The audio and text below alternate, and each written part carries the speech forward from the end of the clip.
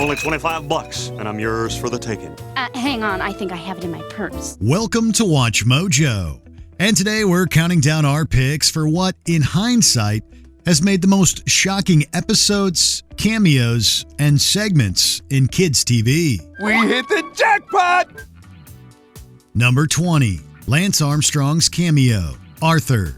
By 2008, cyclist Lance Armstrong was already the subject of rumors claiming his meteoric rise to fame was due to the use of performance-enhancing drugs. But Armstrong vehemently denied these claims and appeared to pass several tests proving his innocence. It was during this time that the athlete made an appearance on Arthur, teaching one of its characters about the importance of bike lanes. If you feel strongly about it, you will. Really? Sure. Why don't we ride for a while? And if it helps, I can tell you all the reasons that I think bike lanes are important. He would return in the show's following season, this time discussing his experience living with cancer and discussing the best ways one can be there for someone who has an illness. I just wish I could do something. Being a good friend is doing something. Both episodes are entirely innocuous and feature good lessons for the show's young audience, but were nonetheless buried and occasionally picked apart following Armstrong's scandal and subsequent confession. Number 19. The Unhoused People Party, iCarly.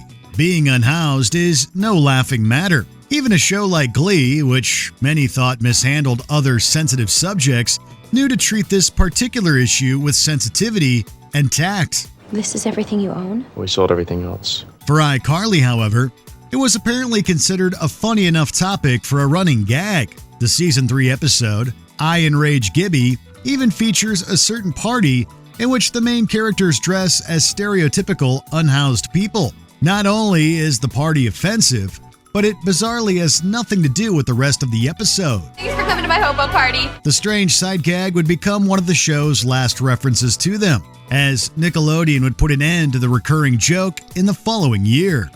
Number 18. Running Zack, Saved by the Bell. Sometimes good intentions can lead to poorly aged moments. In Saved by the Bell's second season, the Bayside High kids are made to present on their personal family heritages. Zach Morris doesn't take the assignment seriously and cites Native American ancestry as an excuse to do a stereotype-laden speech as his classmates laugh. Come from a long line of fierce warriors and great hunters. His teacher threatens to fail him, endangering his spot on the track team unless he agrees to meet with a Native American man named Chief Henry. What initially appears to be a good teaching moment dives headfirst back into cringe territory when Zack arrives at school in full headdress. My people were forced off their land so settlers could mine for gold. Although he's slightly more educated about the culture than when the episode began, that doesn't excuse this blatant display of appropriation. Number 17.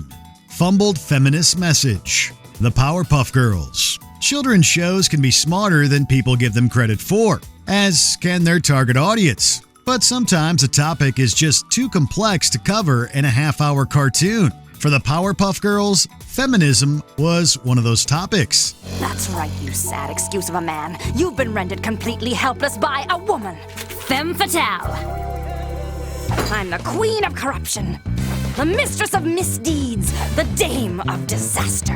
The episode Equal Fights attempts to criticize a specific brand of empty, man-hating feminism with its antagonist, Femme Fatale. Unfortunately, the character comes across as a straw man, and her valid critiques about representation and equality are dismissed once it's clear she's using them to get away with crime. Can't you girls see? The man can't admit we're better than him, so he keeps us down! While some adults have praised the episode's nuanced approach, we think its message simply gets too muddled for a kid's introduction to such an important topic. Number 16.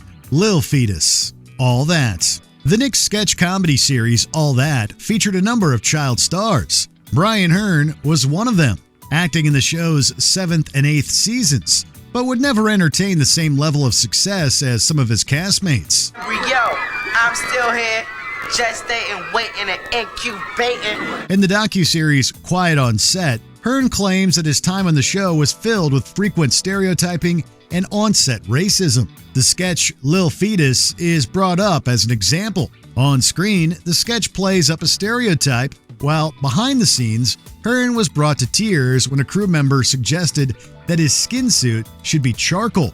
Someone said the skin tone should be charcoal. I started to get teary-eyed. Even without racism involved, a preteen in a skin-tight bodysuit is just uncomfortable to watch. Number 15. Alleged animator misconduct. The Ren and Stimpy Show. Disturbing allegations of inappropriate conduct made against series creator John Kricfalusi may make many moments of the Ren and Stimpy Show hard to stomach. However, when it comes to what's actually happening on screen, Stimpy's cartoon show takes the cake for being a little too real. Stimpy. Yes, Ren?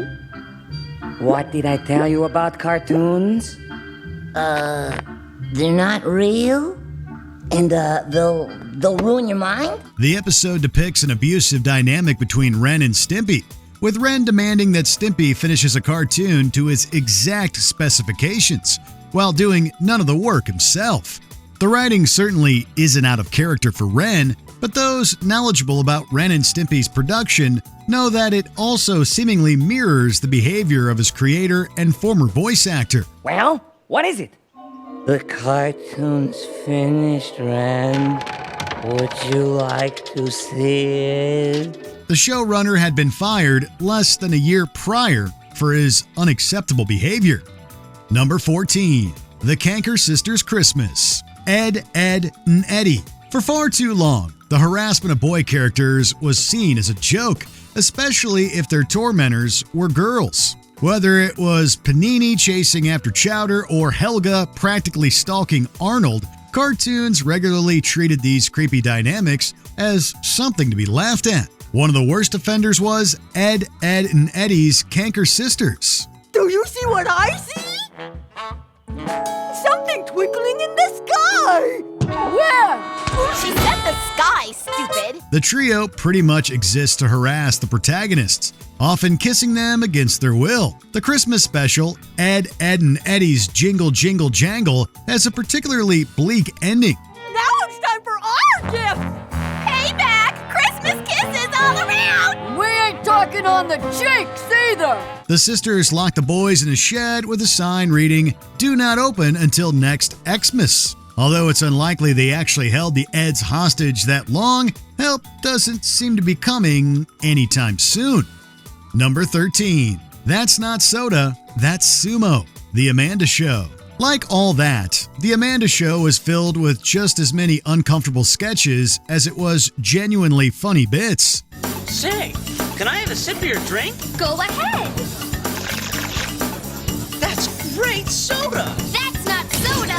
One of the stranger skits of the show was a fake commercial for sumo, a drink consumed directly from the stomach of a sumo wrestler. The concept of young actors pretending to drink from the belly of a half-naked adult is questionable at best, and making that adult a sumo wrestler adds an unfortunate layer of racism to the mix. In the ad, Amanda and her friends asked the audience why they would drink boring old soda when they could try something new, Asian, and obese. So next time you're thirsty, why not sumo? To make matters worse, the final descriptor is paired with a stereotypical caricature of the wrestler himself. Yikes. Number 12. An Insensitive Impression. The Adventures of Jimmy Neutron, Boy Genius. In the second episode of this Nick series, Jimmy Neutron makes book gum, a tasty treat that's basically edible spark notes. I present to you the latest and greatest Neutron invention, book gum.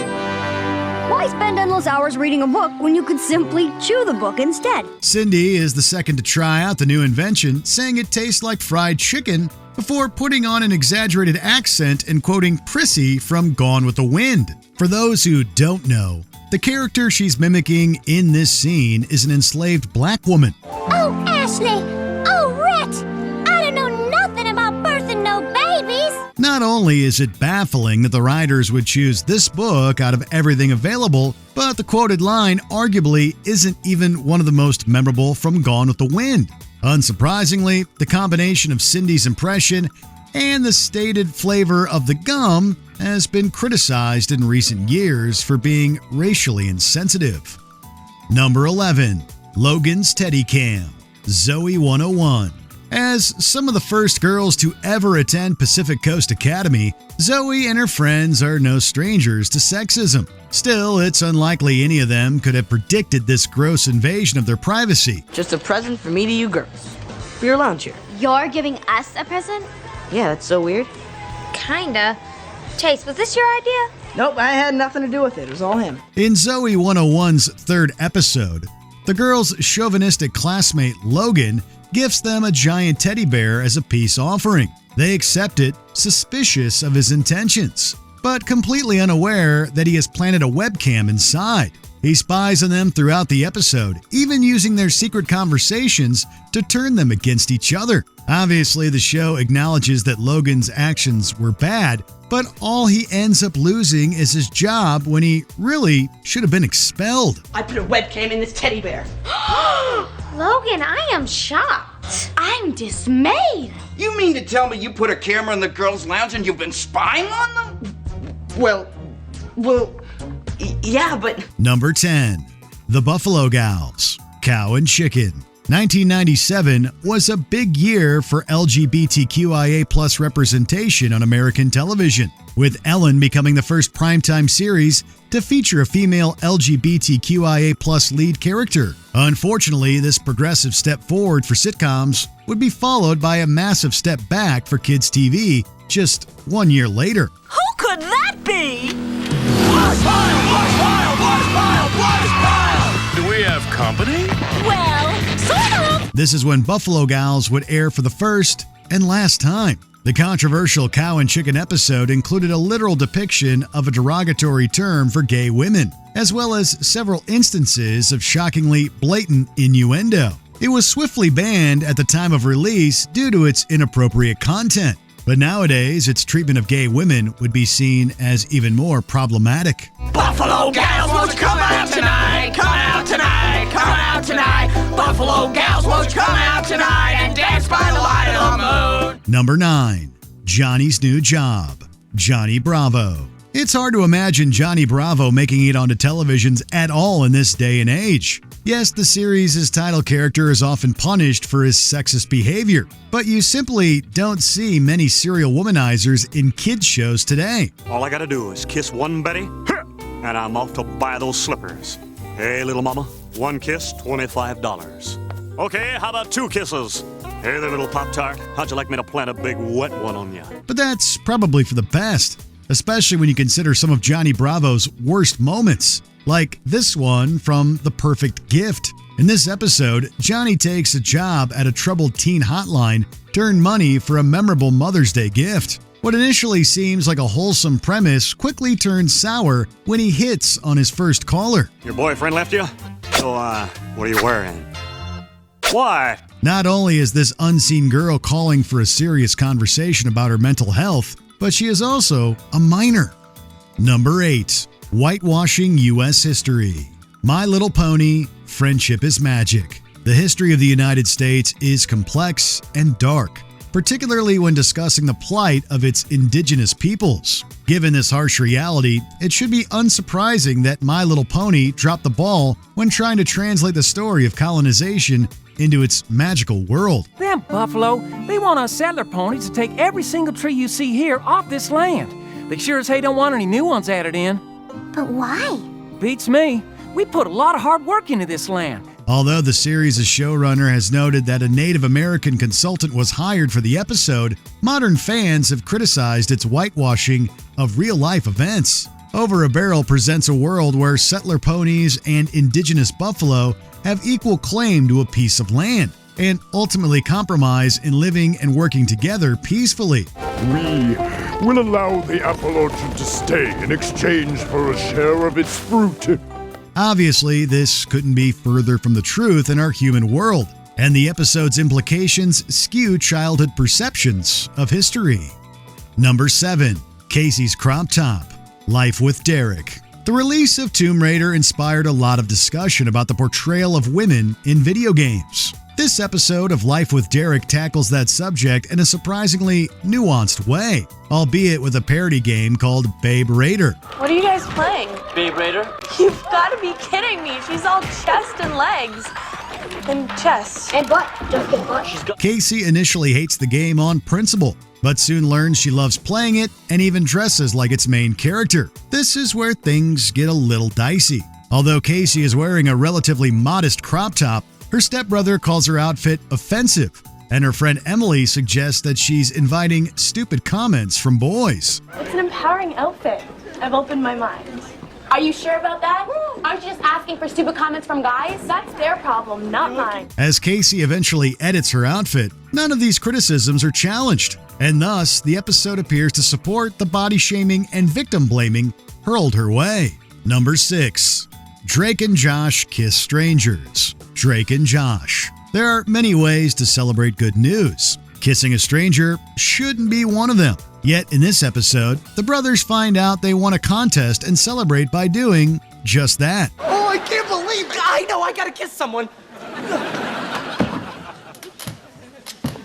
What was that for? I won a contest. Yay. Both of the boys' victims seem happy to be kissed, but that doesn't change the fact that the initial act was assault. To make matters worse, the scene is punctuated with a transphobic gag wherein one of the women is revealed to have a deep voice, startling Josh and the audience. I won a contest! Congratulations, man.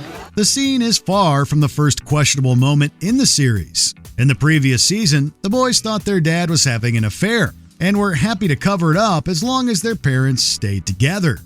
Number 5. Puka Fish. Victorious. Let's cut to the chase. Dan Schneider's shows have an obsession with feet. Whether you're watching The Amanda Show, iCarly, or even Drake and Josh, you're likely to run into a handful of jokes about the appendages each season. Victorious has some of the most egregious of these gags, with the most uncomfortable being the subplot of Kat's new boyfriend.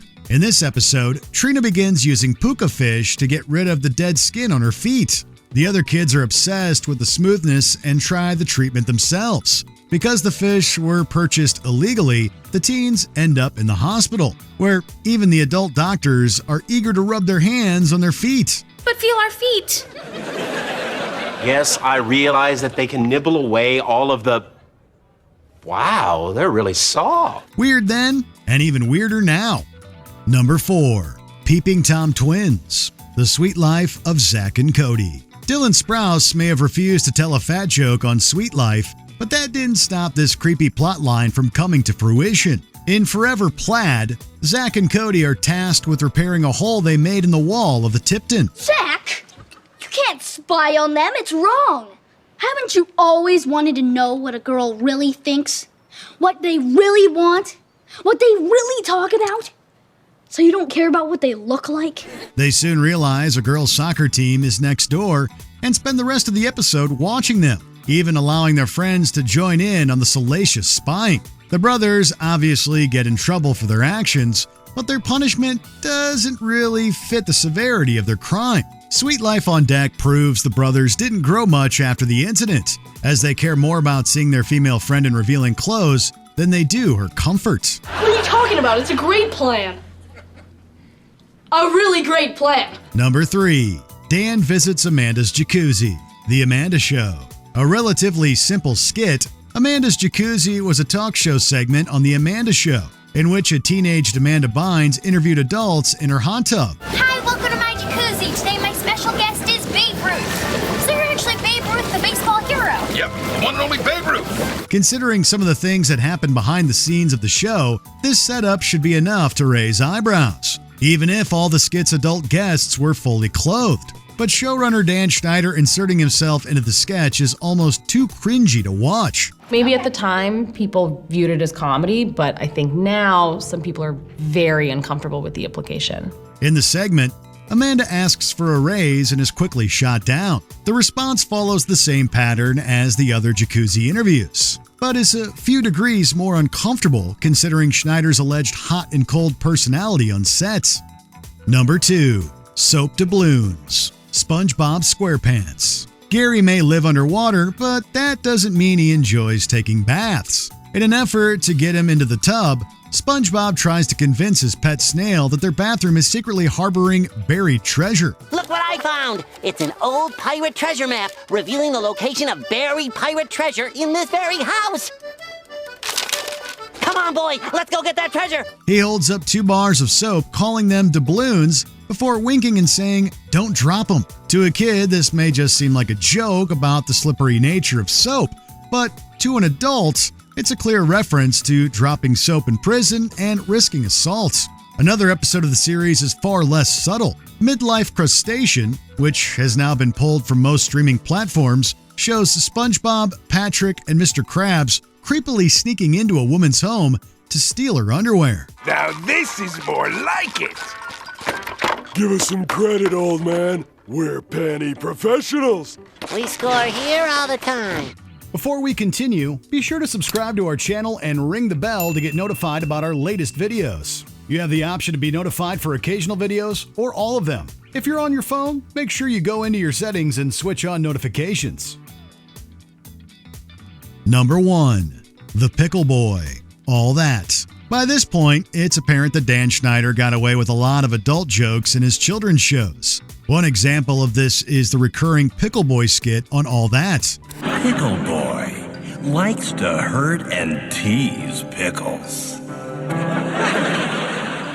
Pickle Boy was this, character that returned again and again. The phallic nature of the food likely flies over the heads of most kids, but is uncomfortably apparent to any adult. This is especially true for a skit featuring Ray Romano, in which Pickle Boy slides a pickle through a hole in a bathroom door in what seems to be an allusion to an adult activity. I gotta get something to eat!